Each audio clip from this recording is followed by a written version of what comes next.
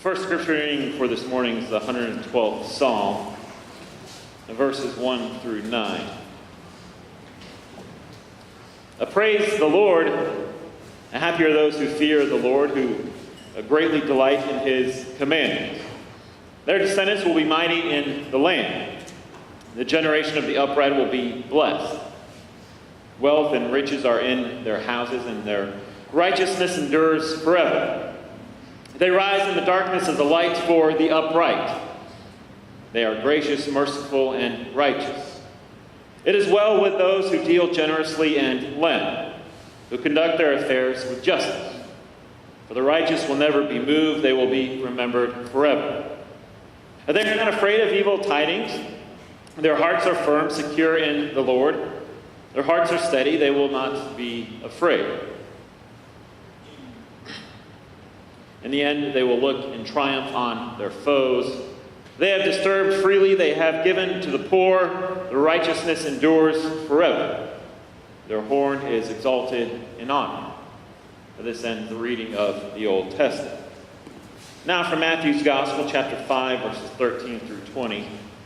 This is part of Jesus' Sermon on the Mount.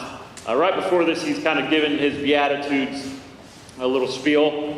So blessed are the righteous and blessed are those. So that's what he kind of gave leading up to this. So this is picking up from where Jesus left off in his sermon. He says, "You are the salt of the earth, but if salt has lost its taste, how can its saltiness be restored? It is no longer good for anything, but it's thrown out and trampled underfoot. You are the light of the world. A city built on a hill cannot be hid. And no one, after lighting a lamp, puts it under the bushel basket, but on the lampstand. And it gives light to all in the house. In the same way, let your light shine before others, so that they may see your good works and give glory to your Father in heaven. Do not think that I have come to abolish the law or the prophets. I've come not to abolish, but to fulfill. For truly I tell you, until heaven and earth pass away, not one letter, not one stroke of a letter will pass from the law until all is accomplished. Therefore, whoever breaks one of the least of these commandments and teaches others to do the same will be called least in the kingdom of heaven. But whoever does them and teaches them will be called great in the kingdom of heaven. For I tell you, unless your righteousness exceeds that of the scribes and the Pharisees, you will never enter the kingdom of heaven." This is the word of the Lord. Thanks be to God. So, we talked about this, light, salt, please, is the title of my sermon, and we heard Jesus say, "You are the salt of the earth." But before I kind of dive into the scrumptious food portion of the sermon, which we all probably like, I just want to talk about what that kind of might mean. So, I'm sure many of us have heard this term, salt of the earth, over the years, maybe growing up, or maybe we haven't heard it before, even just now. Well, chances are, if you were like me, you kind of heard this phrase and thought, what in the world does that mean? I remember hearing it at first when I was a youth. We were studying some Bible study, and the teacher went over this part of the Sermon on the Mount, and I thought, well, that's strange. How can one be the salt of the earth? Does it mean I'm just a little white speck, and my little pal Pepper, we just sit down at dinner all the time and just talk? Or are we kind of scattered throughout the earth, waiting to be mined, and therefore our kind of purpose seems rather minimal in life? What does this salt of the earth mean? And I never really asked the question because I was afraid that everyone else knew and I didn't know what in the world it meant. So I was just going to be quiet and didn't want to get embarrassed. Yet I kept felt like I was missing the mark and not really understanding fully what this kind of meant. So we hear these words uttered from Christ on the Sermon on the Mount, saying pretty specifically and directly, "You are the salt of the earth." So now some may view these words from Christ as maybe a call to action, since it's kind of scattered with other verbs like lose, restore, and throw out. I, however, kind of see it as more of how it can impact our own faith, our understanding of God, and how we should kind of live our lives accordingly in the world. So perhaps there's a little bit of calling us to action or some form of action in there, but I think the main message in general is just understanding God and Christ and our faith on a deeper level. So as we kind of ponder this and think about this, we'll kind of see how salt functions in the world. That's kind of my main trajectory for the sermon today. So there's three different things that I think salt kind of does and how it can apply to us. So the first that we have, Mr. Jerry, is salt is what? Adds taste and flavor, as little Ellie told us this morning. So salt, if it adds taste and flavor, how do we do that? I kind of joked around with him and said we don't really go around just spreading sugar and salt and confection on everything that we see. We're not bakers, we're Christians, right? So adding salt and flavor, I think we can see this in our diversity and in communities. So naturally, as a pastor, I would encourage everyone to partake in a church community. And naturally, we can find this diversity and this flavor in other areas and communities in life, but me being a pastor, I think church is the best. So we all kind of have different economic, cultural backgrounds. We all hail from different geographic locations. And we all have our own unique story with which we can share with others. And so through all of this diversity, we do have some similarities, yes, but I feel that we can make the world a richer, more deeper, and meaningful place if we kind of share and accept each other's differences and our diversity with one another. So we're kind of reminded that this is what Christ has done and gone to everyone.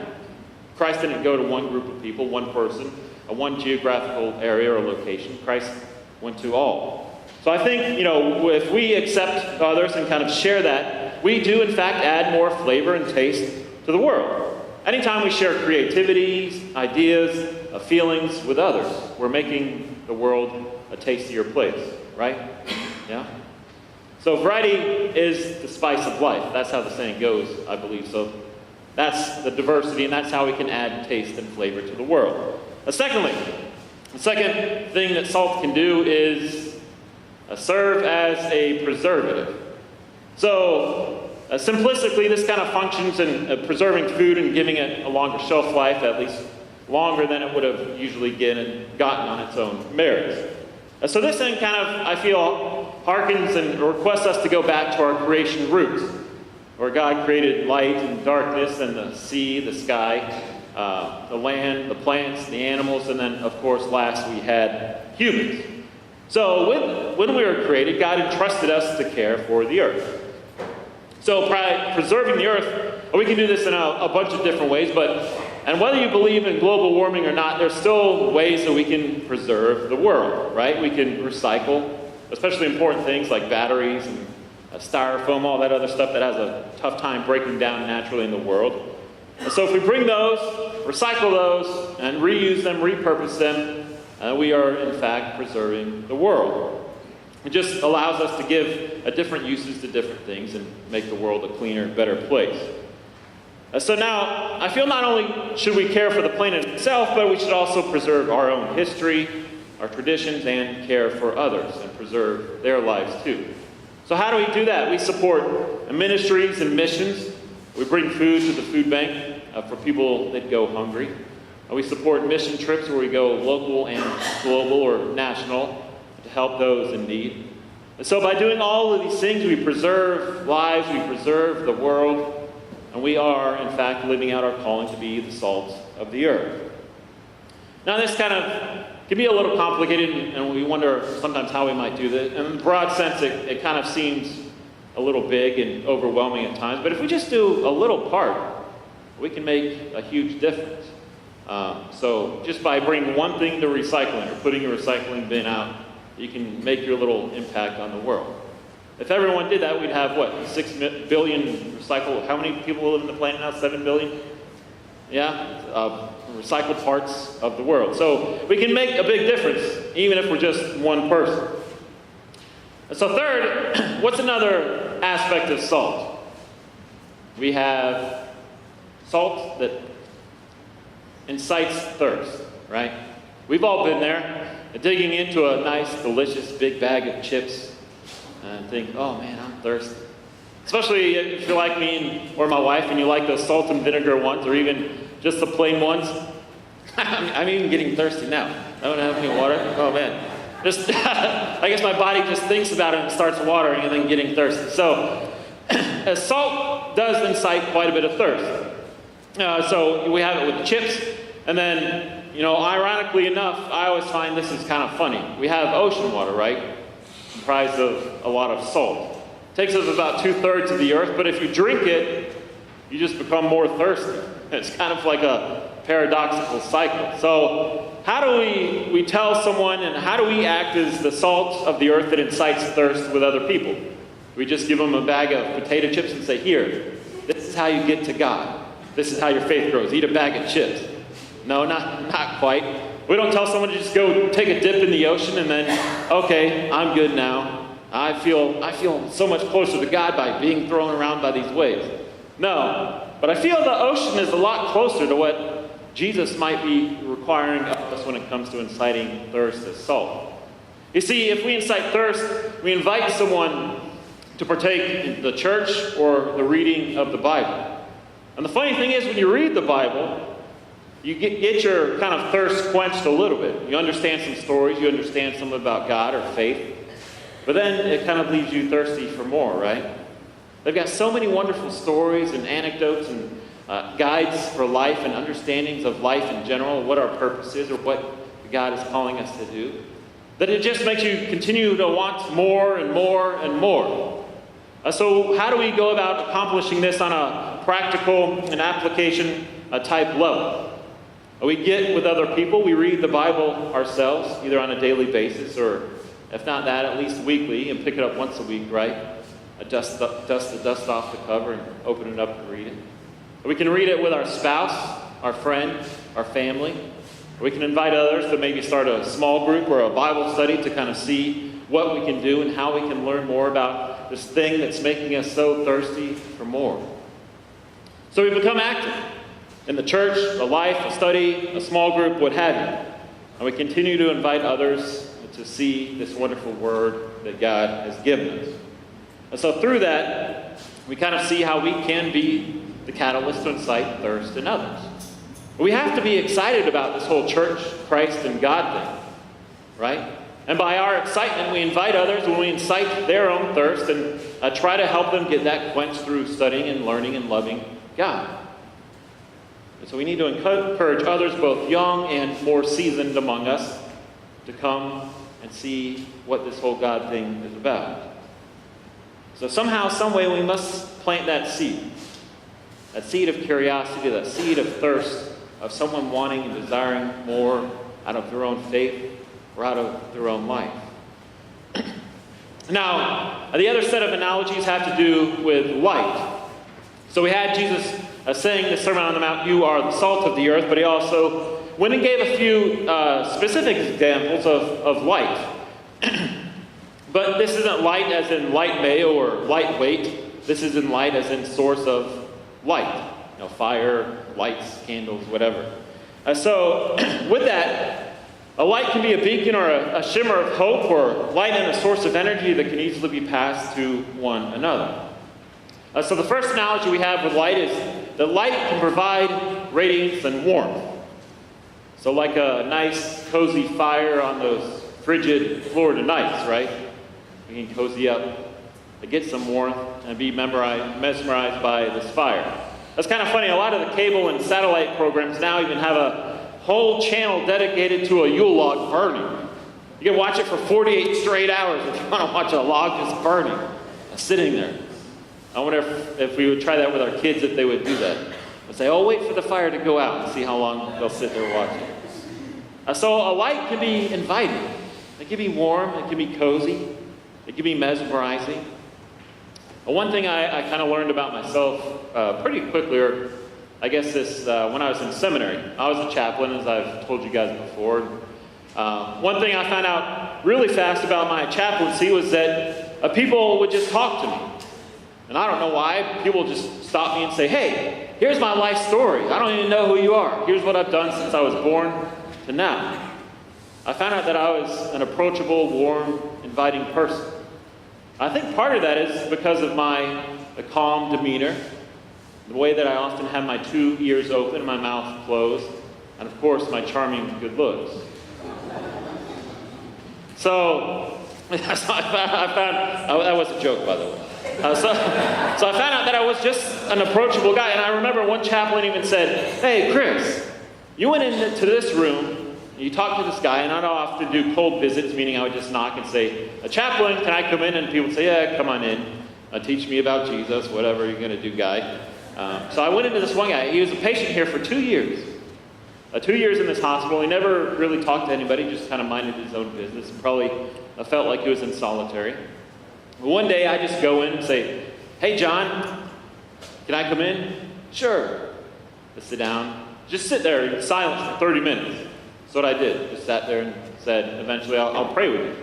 So I did that and felt that he maybe wanted some more. So came back the next day, sat down again, and finally started talking to him. Telling me a story that he was homeless, had no family, had no friends. I felt alone, but just never felt like talking. Somehow, I got this guy to open up and talk to me. Lucky me, right? So he told me his whole story. But it was just by me being warm, inviting, and welcoming. That light that guy needed to share and get off his chest. So how can we do that from a practical level? Again, it's a little complicated. It's kind of more personal than anything. So you might have to find your own way. But maybe we say kinder things to people. And maybe we're quieter than we usually are. Maybe we do intentional acts of kindness to others, of friends and strangers alike. And maybe that eventually opens us up and makes us welcoming and inviting to people in the world. It's a little tricky, I know, but just try to think of your own way that you can be a light that is radiant and warm.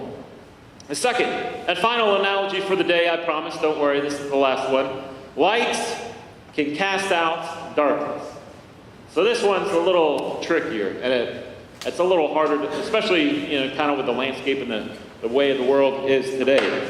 But certainly we don't want to come from a point that we feel superior, right? Not kind of like we're talking down to someone, say, "What you're doing is wrong," unless it's obvious pain or some other way that someone's harming someone. But kind of through this age of skepticism, maybe we can be the ones that break down barriers that are now causing people to be wary of humans rather than open to them, right?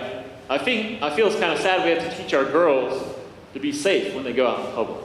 If you see a stranger talking to you or they're coming up to you, get close to mommy and daddy. Don't go too far from us. But maybe we can be the light that casts out that darkness. Maybe we can be the ones that are loving and kind to strangers. Maybe we can be the ones that are warm and welcome to others by the things we say, the things that we do, or the way that we act. And we need to purge this world of this evil. And maybe that's an entirely different sermon in and of itself. And I'm not sure how exactly we might practically do that on a day in and day out basis. But it starts with us. It starts with how we act, how we treat the world, how we treat other people, how we treat ourselves. And that way we can begin to cast out the darkness. There's all darkness in each and every one of us. One of my favorite quotes from Mother Teresa, if you're all familiar with her, she's done a great lot of work, selfless acting and just helping other people. And I remember one reporter had an interview with Mother Teresa and asked her, "Mother Teresa, why do you do what you do? Why do you do all of this?" And her response was, "We all have a little Hitler in each one of us." She wanted to just purge her own darkness. And she could see by doing that, she was serving others. So we can start with ourselves, we can start with the community, and we can start with the world just by being better people. By doing the little things each and every day that make this world a better place. So granted, I know this probably was a lot of analogies for today, and I hope you can take at least one with you home. And I feel that, it was very intentional of Christ saying all these things. He rarely spoke without wanting to be heard or having something important to say. He wasn't one known to just waste breath and say stuff. But Christ really felt that this was important. That we know that we are the salt of the earth. That we can bring light and cast out darkness and provide warmth and hospitality to others. It starts with us, it starts with the church, the community, our families, the nation, and the world. And Christ is calling each and every one of us to be that salt and to be that light and to bring others hope. Amen.